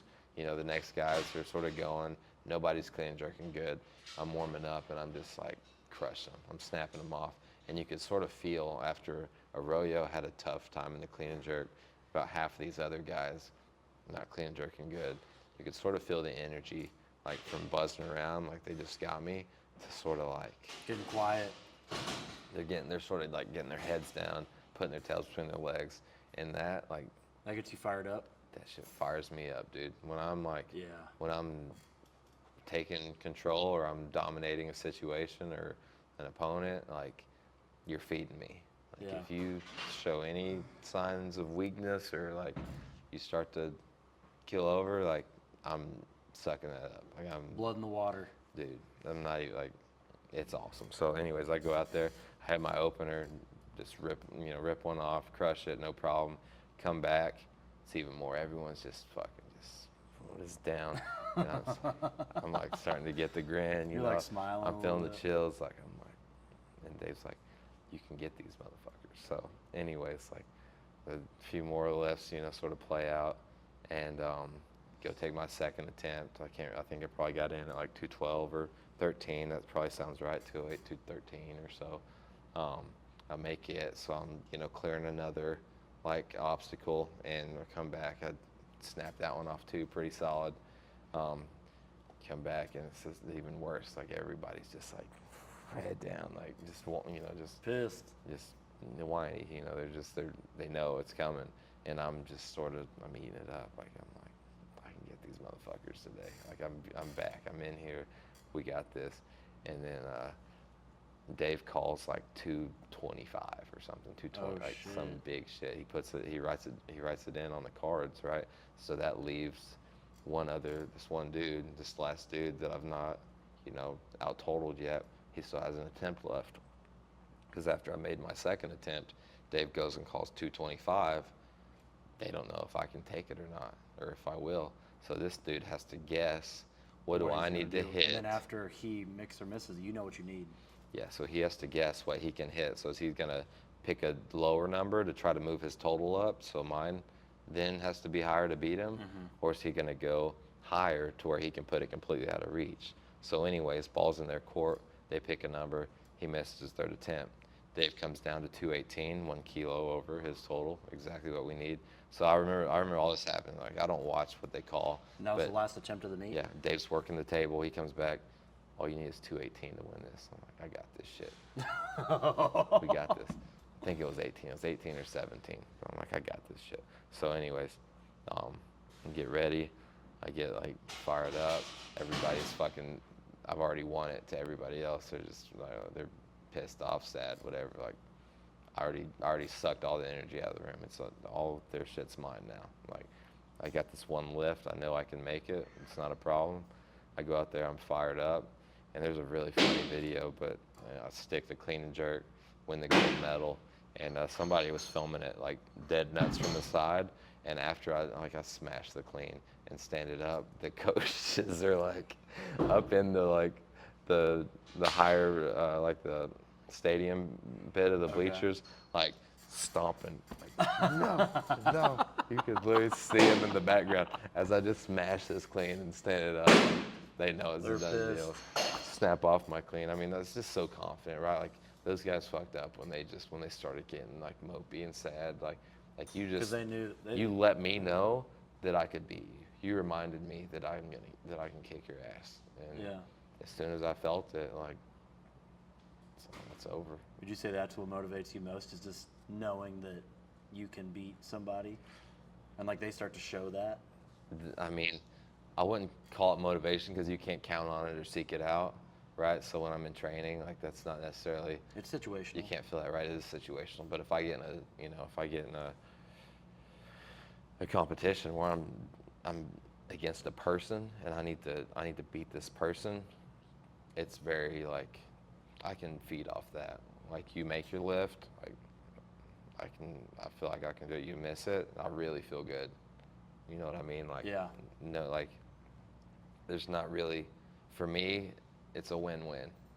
Yeah. One more, like I gotta do a little more than you, like, whatever, you know, you miss it, like, oh, you're fucking done. Like, Oh yeah. you know what I mean? So, I'm like, getting fired up just talking about it. I like competing. I've competed my whole life. Just sports has always been, like, Yeah. part of my life, so. Well, you got to be good at weightlifting to be a good weightlifter, but I feel like you also just have to be a good competitor. You have to be competitive You to have to compete. be competitive in nature, and you have to be like willing to want to compete against people, not just like in lifting weights, but Right. it's just like in general. And I say all that, like, in the heat of battle, that's the emotions, that's the feelings, that's how I attack a competition, a competitor. That's how I work on a stage. But after the competition, it's handshakes, it's hugs, it's Yeah. great competition. You're a great competitor, because I do have respect for all these people, right? Yeah. They're great lifters. They train their ass off, and they don't even have like the same resources that we have in America. They deal with a lot more in their countries than I have to deal with in the United States, and like they're great, and that's the thing. Like, despite the fact, whatever happens in the competition is part of the competition. Beyond that, like, I'm never gonna be shitty to somebody on a podium, in a back room. Like, it's always like respect, because Yeah. as we know, it's so hard to do this sport. We're taking 6 months and putting it into 6 minutes, or 4 years into 6 minutes. So, like, you have to appreciate the fact that these people would even show up, put Yeah. themselves out there, and compete against you, and vice versa. Like, there's always a mutual respect and appreciation for one another, Absolutely. even after the heat of battle, after it's close. Like, it's just, there's the competition, and then there's life, right? It is just a sport, right? Yeah, for sure.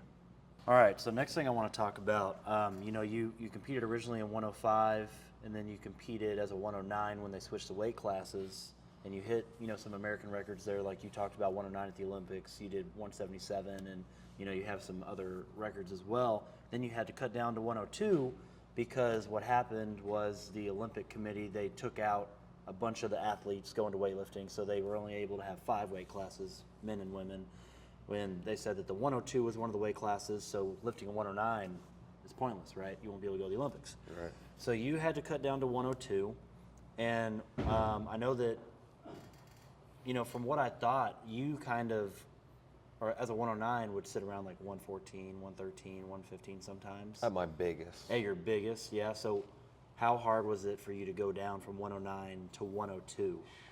It would have been a lot easier if I didn't eat like an asshole after the Olympics during my time off. So after the Olympics, I don't know if weightlifting's done for me or not. I feel like I want to come back and try again, but I don't really know.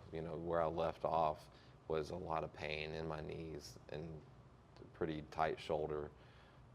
You took some time off also.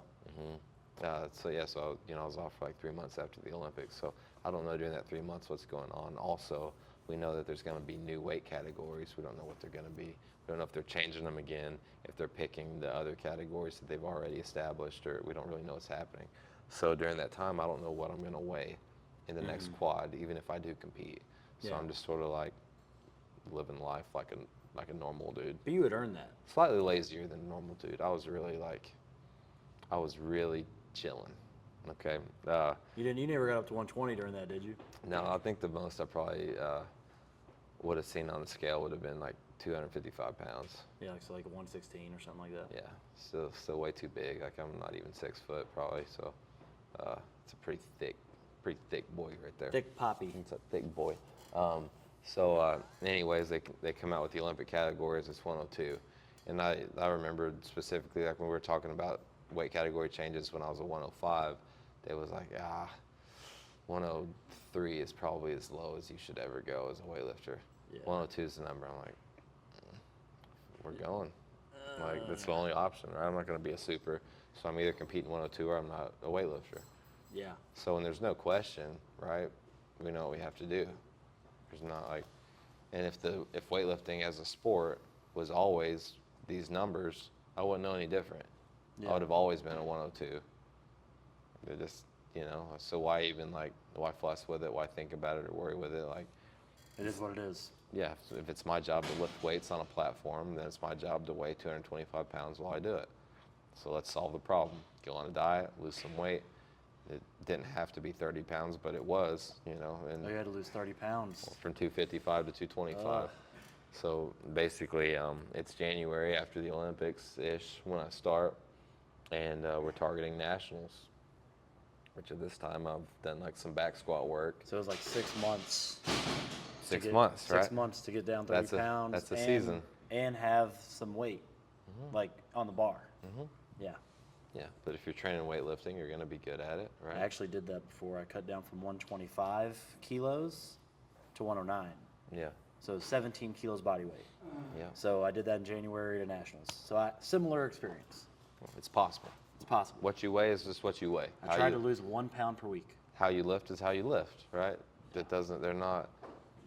They're together, but they're not, it's not going to kill you to weigh less. Yeah. It's not going to ruin your weightlifting to not weigh what you weigh right now. Yeah. It's not going to really make you that much better to gain a shit ton of weight. Were you way better when you were super fat? I mean, I'm better now. I'm better now that I'm lighter, but that's also just because I've gotten stronger and I've been able to put together a bunch of training cycles. But you see guys like Medina, for example, where he gains all this weight. He goes up from 109 to weighing 135 or whatever, and his snatch goes up to hitting 180 off blocks, 175 in competition, cleaning 220. He gained all this weight and he got pretty strong for sure. So I think. How many years though? How many years did Medina spend doing that? Gosh. 3, 4? There was a finals that he did as a 109, I remember. And then after that, he went up to super. Yeah, I mean, it had to have been something like that. My point is, it's not magic. Yeah. If you're eating that much over the course of years and years, Yeah. your body's going to be anabolic that whole time, likely, as long as you're training like you need to, Yeah. and eating reasonably. Mhm. So you're going to make progress, right? The body weight does not. The body weight doesn't do it. It's the fact that you're in a surplus. Yeah. For that amount the of time. anabolic nature Right. of not Eating in a having surplus. to maintain your weight. Yeah. So you give it enough time, you slowly will improve. But in the course of a year even, how much difference are you going to see gaining a ton of weight? And even I lost 7 kilos, my snatch in competition ended up being the same. Yeah, I know, which is crazy. Whenever my experience with cutting weight, I don't feel like the weight cut takes a lot out of my snatch as much. It's more like you feel it in your legs and the clean and jerk. Would you agree with that? Yeah, definitely. Your balance points change a lot more in the clean and jerk than the snatch. And, snatch is more skill-based, and you're almost always strong enough to make your snatches. It's just are you disciplined and technical enough to make your snatches? Clean and jerks, you need to be strong. A little thickness sort of stacks you up in the bottom of your squat, which means you've got a little bit more pop out. And the jerk is a little easier with some body weight on you, and it's a little to be tight and to be tense. It does seem to help. The weight seems to do a little bit more in the clean and jerk than the snatch. In my clean and jerk, I've cleaned 218 and jerked 220. Yeah, the lower body weight. So you're still right there, pushing those weights. Yeah, we're talking a percent. Yeah. 8% or maybe 2. Yeah. That's That's probably just because you handled the weight cut well. You're able to, handle it the right way and be prepared for those weights. So now I want to talk about what are things that you did to get your weight down to that point. How was it that you were able to lose that weight and still feel strong, stay strong? Yeah. What were things that you did? So I started with trying to do a diet and then quitting about every week and saying we're going to start a diet on Monday for probably a month. That was probably my December. And then You get to a certain point, you're like, all right, I really got to get it together. I was like, I just need rules, because if I'm the boss of myself, I'll just break my rules, right? I can always make an excuse or a reason, whatever. So I start 75 hard, which I don't know if you're familiar with, Yeah. but basically like you pick your own diet, you exercise twice a day every day, but your exercise can be walking. One of your exercises has to be outside, one of them's inside. It's just sort of like a mental game, but where you're disciplined, right? So basically, I decide that I need to hit my protein goal every day. I need to stay under my calories every day. So that's my diet, right? I have to eat, I think it was around 300 grams of protein, and I think my calories was like, I might have done 3,100 or 3,000 to make sure I was in a little bit of a deficit. I did it for I think I made it 37 days, and at that time I was flying out to California for a training camp. I got a little stomach bug on the way out there, and I got a little sick, and I didn't make my second workout that day. So technically, you don't complete your 75 hard if you miss anything on any one day. So because of that, I would have had to start over. So I just okay, I've lost a lot of weight. I've got the discipline now to continue to do this because I've already been doing it for a month. So at that point, I didn't really need the rules anymore. It was more or less just to complete the task. I couldn't complete the task, so I just stayed on my diet and just trained normally. So I didn't have the 2-a-days anymore. I would still walk just because I felt like it was good for me. So you did walking, you didn't add in any other cardio or anything like that to lose the weight, just training volume, monitoring your calories, and trying to be in a deficit. And you said that you did walking for your outside workout. Yeah, just to do something simple. I mean, I did the same thing where I was trying to cut all that weight, and I didn't add any cardio or anything like that. It was just training normally, being in a deficit. Did you have to manage your volume or intensity at all while you were cutting that weight, or you just training as normal? No, I trained as hard as I could. And we did the typical cal strength accumulation, transmutation, realization programs. And I mean, you have to just separate your body weight from your ability to lift weights, because that does get in people's heads, and it's been in my head before. You can't associate your weight on the scale with what you're capable of in a weight room, because they are related, but they're not that much. I think that's something that I need to work on, because sometimes when I start seeing that number get down in my mind, I'm like, am I still going to be able to clean and jerk 190? So hard. Am I still going to be able to go out there and clean and jerk 195 to win nationals or something like that? It's hard for me as I start to see the weight get down, especially as you get closer and closer, and you're maybe taking a little bit of water away, and you start to just look in the mirror and you feel kind of skinny. You know what I'm saying? It's hard. Well, you have to, I mean, that's part of the sport, right? You're going to have to make weight on your day. Yeah. And the way to be the strongest athlete on the platform is to cut a little weight, right? So that's gonna ultimately improve our ability to perform. So we need to do it. So you have to separate, what the number on the scale is from what I can lift. And I think the more times that you compete successfully after cutting, it does sort of inform you that it doesn't matter.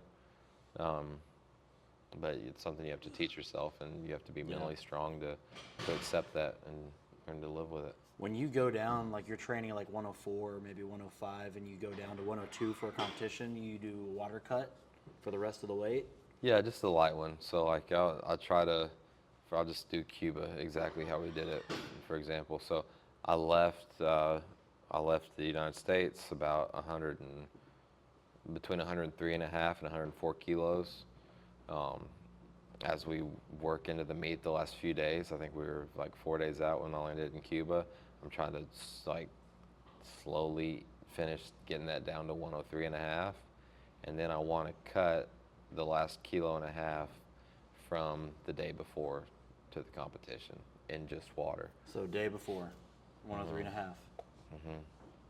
And you just do that by just maybe you're not doing a water load, but you're just limiting how much water you do with each meal and tapering Exactly, it off. right. So I can't remember exactly what time I weighed in, but for dinner I just had a little bit of water. I still drank, but I just had some.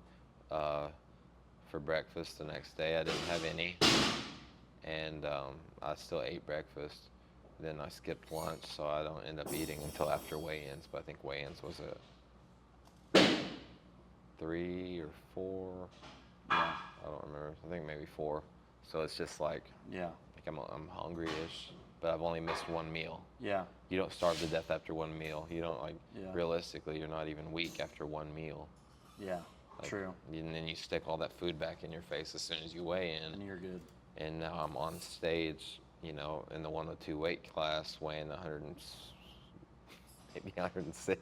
Do you just chug water after you're done weighing in and salts, or like? I like Pedialyte, but yeah, I'd try to do like a Gatorade or a Pedialyte or like a salty beverage, because you do lose some electrolytes. Yeah. Cutting your water like that. I try to eat like some real food. Like I had half a steak in Cuba. I think I ate a peanut butter sandwich. I think I had a bar of some sort, but I drank a lot of fluids. Okay. Let's see here. So you normally you're training how many times per week? I train 9 sessions a week during like my normal training regimen. How often do you go above 85 or 90% in your normal training? I know it depends on the cycle that you're on. Right. But like, let's say transmutation onwards. Yeah, so Like, how often would you say that you're going above 85% or 90% in training? Yeah, so like our block that takes us from our volume to our competition would be our transmutation, but in that cycle, I maybe will attempt 1 or 2, heavy single days. In transmutation. Yeah, in that whole block. Mm-hmm. So we're basically working up from like 80 or 85% to like 90, 95%. Probably more accurately 75 to 95% would be like the range. But you only see those 95%-ish numbers at the very last week. Mm-hmm. And it's only on a very few things. So would you say that you're good at being disciplined about like not going off program and hitting big lifts when you're not supposed to? Or do you max out Friday, send it for the boys sometimes? No, not really. No, I would like the thing is that if your training load is appropriate, Is monitored? you shouldn't really have the ability to, at my level, like I'm not going to be able to just take a PR if I've not actually prepared for it. Mm-hmm. Does that make sense? Yeah. Now, when you're newer in the sport and you sort of get more opportunities to improve, you might see that a little more. At my stage, there's not like I've not really had a day where I felt like I could do a lot more than I tried to do. Yeah, because I'm tired. Like if we're training hard and I'm doing the right amount of volume, I don't really have the reserve strength to hit an all-time PR or even to get that close to it. It doesn't just randomly happen. No. Yeah, it's like all like planned to do on. I need to pull back on my volume and slowly work up my intensity so I feel those weights and I can ease into them. I don't really I can't have a good day into a 220 clean and jerk. Just randomly. Yeah. There's no way. So I have to slowly work into it and earn it, if you will. Yeah, for sure. How many times a week do you normally squat? In our volume cycle, probably 7 sessions. In our transmutation cycle, our sort of mid-range cycle, probably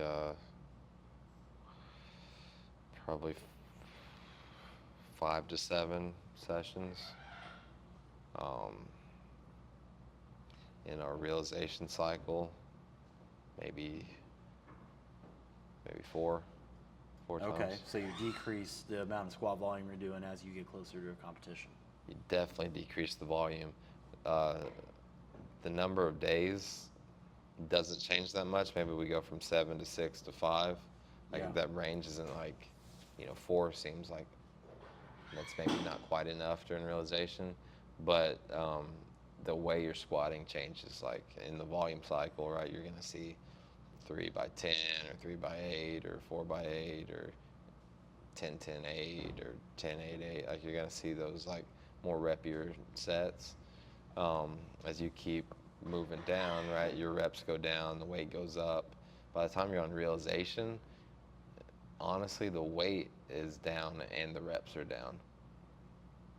Because if you PR a back squat on a realization cycle, what are your lifts going to look like the next 5 days? Yeah. You know what I mean? So probably tanked if you're hitting some significant weight in the squat for sure. So really our transmutation blocks they're important, but they kind of have to take us from like our strength ranges all the way down to our intensity ranges.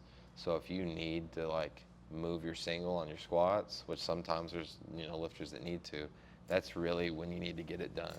At the latest, probably the first 2 weeks of your realization cycle. If you wait till the end of the block to do your biggest squats, I just feel like it hampers your ability to snatch and clean and jerk the following days. Yeah, and your realization cycle, you typically do like 6 weeks, or like 4 weeks and then a 2-week taper, something like that? 6, usually 6 plus 2. 6 plus 2. Okay, interesting. Let's see here. What time is it? 5:50. We got To go. 5 minutes. All right. If you can train with anybody, who would you want to train with? Anybody at all?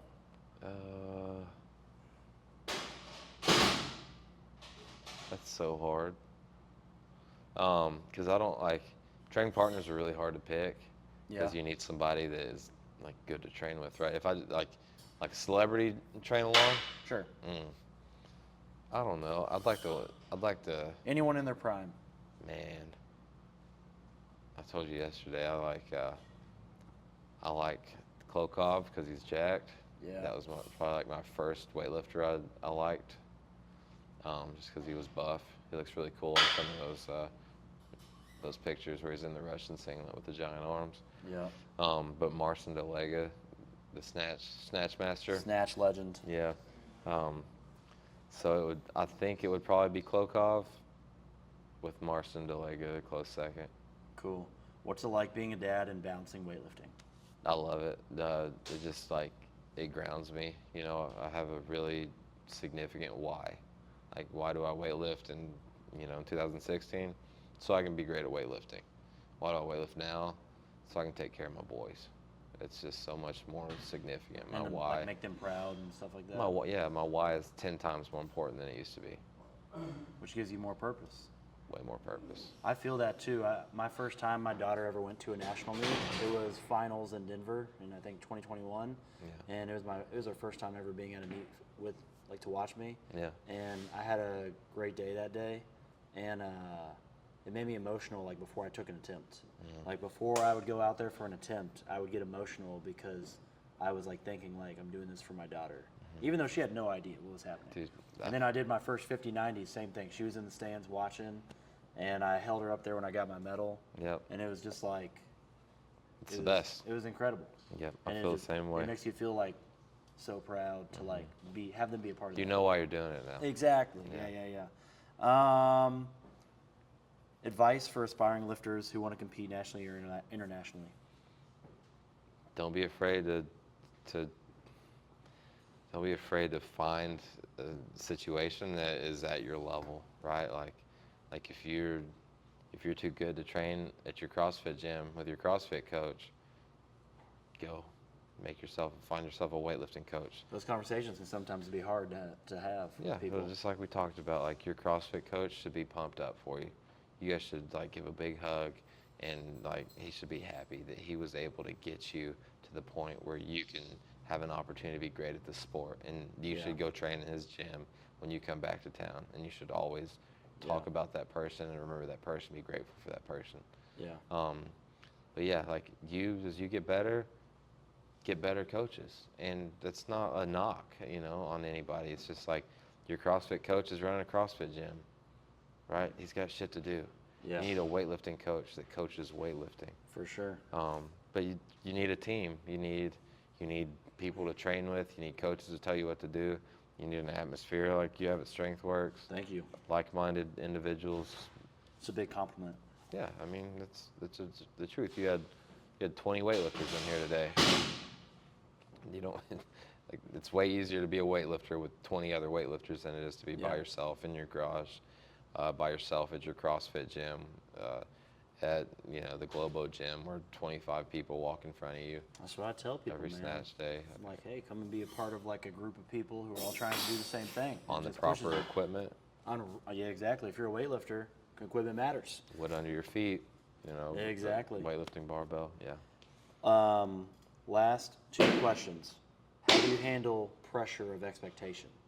Pressure of like going to a meet and you're expected to perform or win a meet, like how do you handle that pressure internally before a meet? I know, like you said, like you get nervous. There's not a single person that can apply more pressure to my performance than myself. Ultimately, like, why are you doing it? Why are you doing your competition? Are you doing it? Are you representing like yourself and your hard work that you put in, or are you trying to show off to your Instagram followers? I don't care what they think. Like, if I don't perform, I'm upset because I wanted to perform. Right? The pressure is completely me. I put pressure on myself. I always feel nervous because I want to go out there and do my best work because I worked my ass off. Right? That's all it is. Yeah. And when I'm, the only person I can disappoint, like, it's not so bad. Sure, it sucks, but like, I'm not scared of what somebody has to say, or, and you need perspective.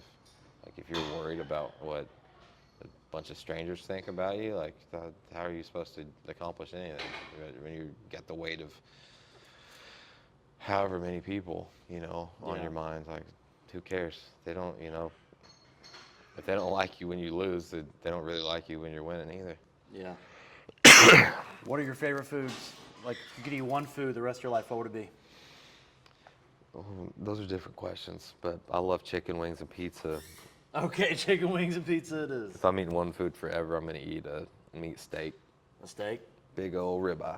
Last one. Are aliens real? Wes Kids, tell us the answer. Seems like they're real. They have to be.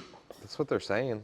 With how big the universe is, they have to be real. I pretty- think you're crazy if you don't think It's they're a pretty big universe, and they said they're real now. There's all this stuff about them being real. I mean, Do you think that they have archery on those planets? if they do, I'm gonna hand it to them at it, There you especially if go. we're playing on Nintendo. There's Wes Kids. Why don't you give everybody your plug? Tell them where they can find you. Be Somebody Weightlifting. Oh, yeah. So I'm in Knoxville, Tennessee. I got my gym out there. Be Somebody. Wes Kids 22 on Instagram. I got a YouTube. I think it's just Wes Kids. We've just launched some training videos. I've got a new media guy out there, and we're doing weekly content. And I'm looking forward to launching a subscriber-based platform. I think we're going to go on Instagram with the subscribe feature. But basically, I'm going to try to teach. I'm going to coach on there. I'm going to do Q&A. I'm going to do video review. So basically, it's going to be like a weightlifting treasure trove of information. And we're going to keep it cheap and just try to give people an opportunity to support my Olympic, training and my performance. So For sure. I'm really excited to launch that. So please support me if you can. I appreciate it. I'm going to try to make it. Well, you're definitely a friend of mine, man. I'm glad that you came to StrengthWorks. Thanks for having me out, man. You gave me some cool tips on my weightlifting that I'm hoping to employ and maybe hit some PRs down the road. And then maybe in November, before American Open Finals, we can get together and train in Knoxville. Let's do it. All right, man. Thanks. Appreciate it.